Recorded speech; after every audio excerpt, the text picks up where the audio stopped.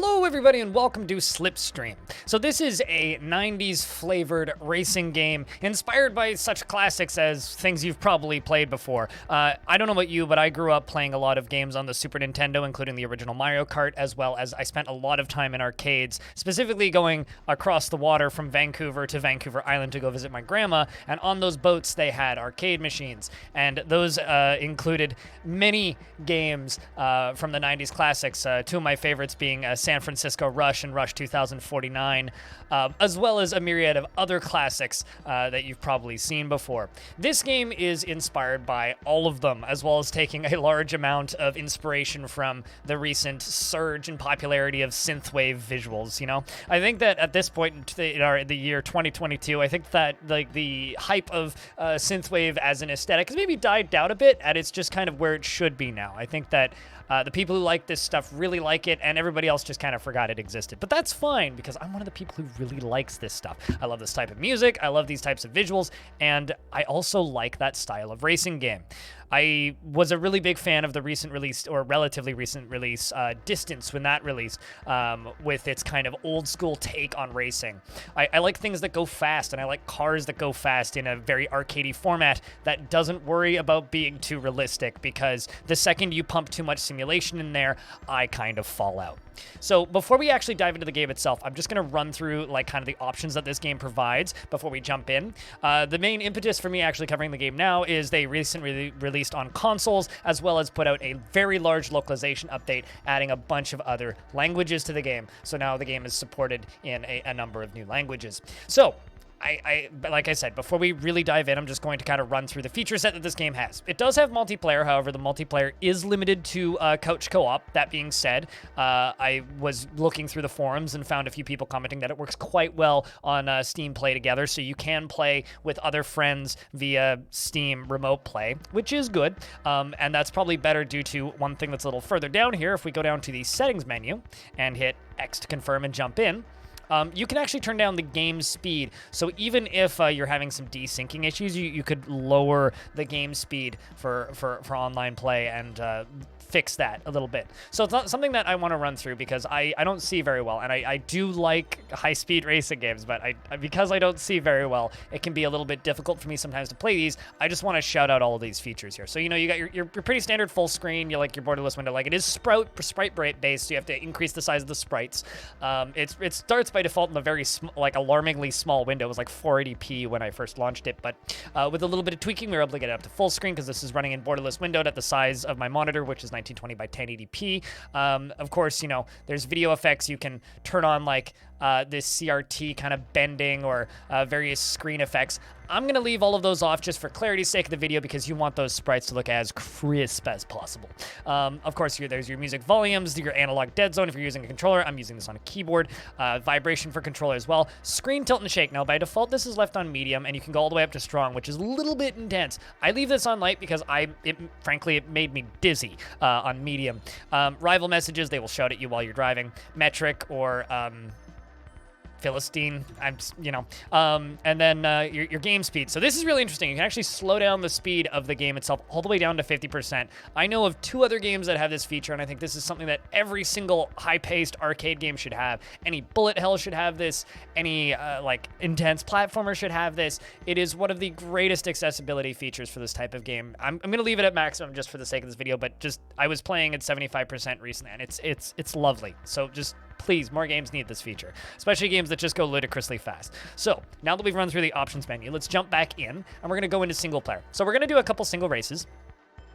But here are the varieties. So we've got your Grand Tour scenic trip through 5 connected stages with rival racers to beat and branching paths to choose. So this is kind of like your kind of mini career mode, or like your arcade mode, I guess. Your single race, which is what we'll be using to kind of showcase the game. And then we've got your Grand Prix, which is of course the championship mode with 5 separate races with season scores and optional car customization. Then you've got your Cannonball, which is your rally style race, which is more like your old school like arcade racer, where it's the just survive as long as you can. Time trials, of course, and then Battle Royale, which is an elimination race at the end of each random stage. The racer in the last position is removed. Only one will reach to the end, which is kind of a fun little race, which I did one of.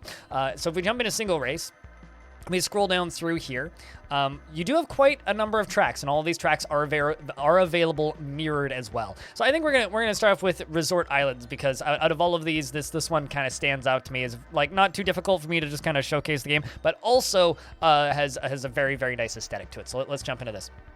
So now, of course, you can crank up your number of racers. If you want to go a little nuts, you can. The default is 12. I think we'll pump it up to 14. Why not? And then laps, you can just, well, you know, pump it up to 8 or go down below 4. If you go below 4, it will not track your scores.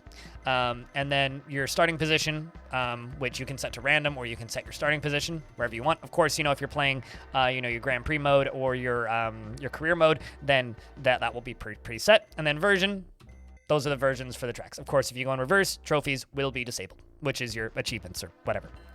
Now, I'm going to be completely honest with you. Me doing commentary over racing games, not easy. So I will do my best to kind of talk about what's going on. These races aren't too long, so we should have time for about 2, maybe 3 in this video. But these are the different cars that we have available, and of course they all have a very different aesthetic feel to them, as well as nice stat differentials. So I quite like the Epsilon and the Arashi are kind of my favorites so far. I really like high acceleration and good handling. I don't care so much for the top speed, although that does kind of end with me losing a lot. And then, you know, there's of course your very balanced Type 23. I think we're gonna start this one off with our green boy here, and then you have these two options. You have manual and automatic drifting. So this game has drifting. The way that the drifting works in this game is when you're holding on the accelerator, you let go of the accelerator and you hit the brake for like a second, and then you go back down to holding on the accelerator. And that is how you swap from like normal driving to drifting, I guess. We also have a rewind mode where you hold down spacebar and it'll actually rewind some time. Granted, this is not a superpower because it is quite limited. So it's only available with a short cooldown and around times where you desperately need it. So don't overdo it. Taking a drink of my water. And here we go. Looks like we started in first place and immediately go into third because, well, would you look at that? They have better acceleration than us. But we can do some drifting. So your car will eventually straighten out if you let go of the turn while drifting. And this is not no-touch racing. They will slam into you, and they do not care. Ooh, that was close on that corner. So the strength of this game, I think, is very much its aesthetics and also its ability to be a score attack game, a very satisfying, high-speed racing game, while at the same time also evoking everything that I grew up with in the best of ways. That may have been a good time to show... Yeah, this is a good time to show you the reverse function. So this is our reverse function, so we're going to hold it down as long as we can. And when we start accelerating again, we're going to try and see if we can save this a little better than we did. I'm not going to get my hopes up, although we did get the drift in a little quicker, so maybe. Throw it into the other side. Okay, we didn't hit anything. That's a good sign. And then spin it around again by tapping the brake and the accelerator. Straighten us out. Okay, get us back in. Oh, he almost pushed us into the barrier. That would have been bad. Because when you crash, you crash. So you do not want to hit stuff that isn't other cars, because you just kind of bounce off of other cars. But if you actually slam into the scenery, you're going to go flying and lose a lot of time. So you can get slipstreams. If you get caught into the car in front of you, slipstream, if you're like right behind them perfectly, you will get a little speed boost. So it does kind of help with passing, and that's what I was talking about with the crashing. So we're just going to reverse that as far as we can. Yeah, that's not going to help us much, unfortunately. But I was able to get a better drift out of it, so worth. Around the corner. Falling into fifth. Man, we were holding first for a second there. We were looking strong, but unfortunately, I don't think it's our day. Okay, well, we're the underdogs now. That's fine. New guy on the block trying to catch up against these experienced racers. Oy vey. Drifting in water, not very efficient. Let's see if I can not do that, you know what I'm saying? But yeah, this is Slipstream. The game kind of speaks for itself. A couple of years ago, when this game was releasing in 2018, I remember seeing GIFs everywhere on Twitter for this thing, because like it's so aesthetically gorgeous. Development for this game took place in Brazil, wanting to recreate games from their childhood, and I completely, I'm so thankful that they did, because they're really, you know, I think there's a couple of games that kind of look like this now, but this is what was the first one to really do this in this style in the kind of current era of indie game development, at least that I'm aware of. If there's any others, I've completely missed them, and I'd like you to point them towards me. Another thing that I'm going to start doing in these videos is I'm going to ask around this point, do you want to see streams of this? I think I'm going to try and do some of this on Thursday night this coming week on my stream, but if you are interested in this and you would like to see some streams of this, just let me know. Give me a shout. Give me a shout down below in the comments. I'd like to say streams, and then you'll probably get more footage of it on the YouTube channel, except with, me talking at chat instead of directly at you in a video format like this. But yeah, no, this is just something that's been on my radar for forever. I mean, I remember when the Kickstarter happened. I remember when it released, and I just always kind of passed it by because it wasn't something that I was doing directly at the time with the channel. And now that we have the opportunity for me to just do a little bit more variety in a sense with these games, I think that this is a perfectly good time to kind of showcase Slipstream for you guys as a game that maybe you're interested in, or maybe you just want to hear me ramble about for a little bit. Another thing, of course, I got to talk about, because this is my channel, is this soundtrack is absolutely banging. It's like, this is a phenomenal soundtrack. Like, this game's like, a large portion of it is aesthetic, right? And the soundtrack fits that aesthetic perfectly. And I'm so happy to listen to more of this stuff. I mean, it's like playing Hotline Miami to a degree, where it's just like, yeah, you're there for the gameplay and like it's fast and visceral. But if this was the Hotline Miami of racing games, maybe don't quote me on that, but that's a box quote they can take if they want. Yeah, it's just such a good soundtrack. Of course, also, if you pause while you're playing, you can actually go up to the music section and you can select music, and you can select whatever you want, which is so nice.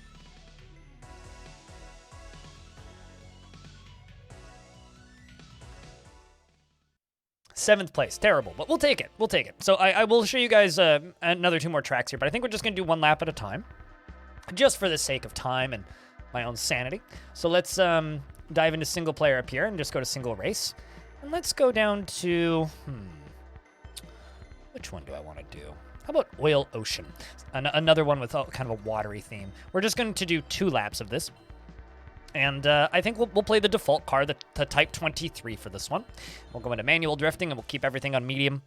Just because, I don't always have to go down to easy, So we're racing around this oil plant on a beach on the sunset.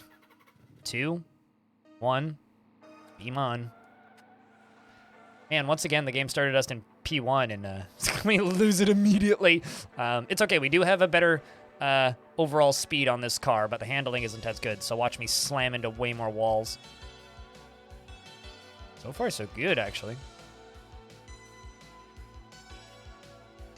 I love the canyon aesthetic of this track. When the kind of research I did before I started this video is I played through every single track and tried to play at least once with every car.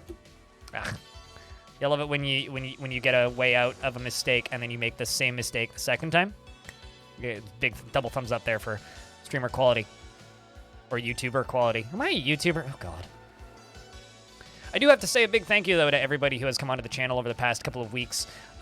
Me changing my stream schedule and shifting the schedule at which I put out videos has definitely had an impact so far on how many people have actually been watching these videos. So I just want to say massive thank you if you've come into the channel recently, and if you're new here and you're enjoying the stuff that I put out, just thank you very much. Like, seriously, I love to hear from you guys in the comments section. I tend to respond to more comments than most people should, so usually whenever a video goes up as well, I'm often in the comments section for a little bit in the morning, just responding to things.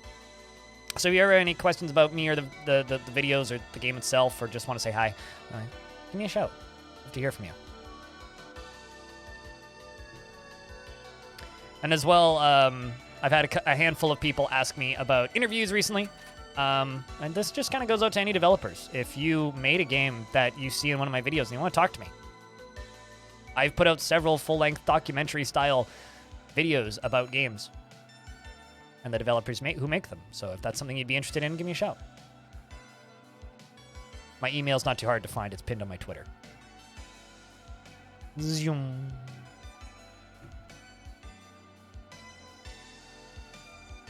This game just kind of speaks for itself at a point. Like, Almost you don't even know what else to say. It's just such a satisfying arcade game loop. It's not something you're going to sit down and play for 14 hours straight, but maybe you play with a friend on remote play together. Maybe you just want to play by yourself for a little bit and score some points. Maybe you just want to do time trials and see if you can perfect those drifts. It's, you know, I spent hundreds, if not thousands of hours playing arcade racers on my computer growing up while listening to audiobooks. Let's go to the classic, you know, Neon City, I think. Yeah, let's do that. Playing arcade racers while growing up on the computer. And, you know, never for the longest period of time. It was always just, yeah, let's play for, you know, 45 minutes to an hour, listening to something else, listening to a podcast, and then go do something else. And these games really kind of fit that mold. And now that it's on consoles, see if it's available in your area. For a really low price. It's about $10. The classic.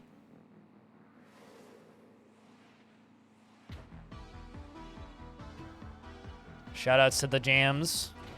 Actually, you know what? Let's do this. I'm going to rewind, but I'm also going to turn the background music up for you guys. So let's just go. The sound volume. Give you guys a little bit of a audio round, and I'm going to be quiet for these laps.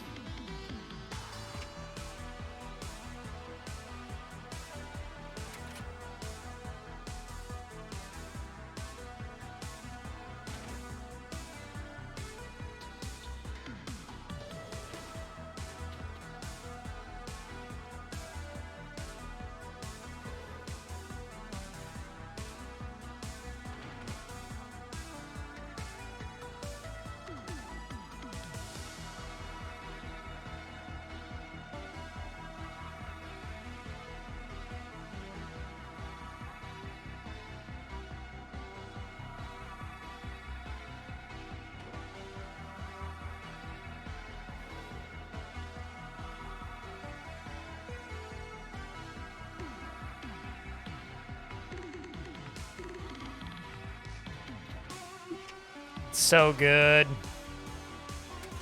I could just stare at this and drive all day. I might just, after I'm done recording this, set this up to some 12 laps and just chill for a bit. 12 laps, 24 competitors. That sounds pretty lovely, not gonna lie. I think kind of the only real knock against this game that I could have is the lack of online multiplayer, but with remote play together, I think that kind of solves the issue to a degree. But of course, you know, it's not going to be the same as having a friend over. I'm playing split screen. Be just like back in the day on the Genesis. Let's fix that. There we go. Because yes, it was a Genesis up here in Canada, not a Mega Drive like in some places. Of course, you know, the backgrounds are a lot of repeated sprites, but I think that the look of the game is kind of awesome. I do also like that they have like Sega logos and stuff in the background. It's nice to see that kind of licensing. I think fits real well in a game like this, you know. That was a terrible, terrible 2 laps. But that is Slipstream, everybody. Available in a console in a language you speak near you, as well as on Steam. For the low, low price of $10 or your regional equivalent. It's about $11.50 here in Canada. Very positive reviews. This is a game for you. It's exactly what you're looking for. We didn't even make it in the top 8, I'm sorry. But thank you very much for watching this video. If you would like to see some streams of this, leave a comment down below and let me know. If this is something you've already played, I'm curious to know what you think of it. And if you want to hear more of my voice, you could listen to my podcast, the Halcyon Frequency Podcast, which can be found over at halcyonfrequency.com. And if you want to see my face while I play a lot of Dwarf Fortress and other interesting games, go to twitch.tv/BLINDIRL and have a look-see. Thank you very much for watching this video, and I'll see you in the next one.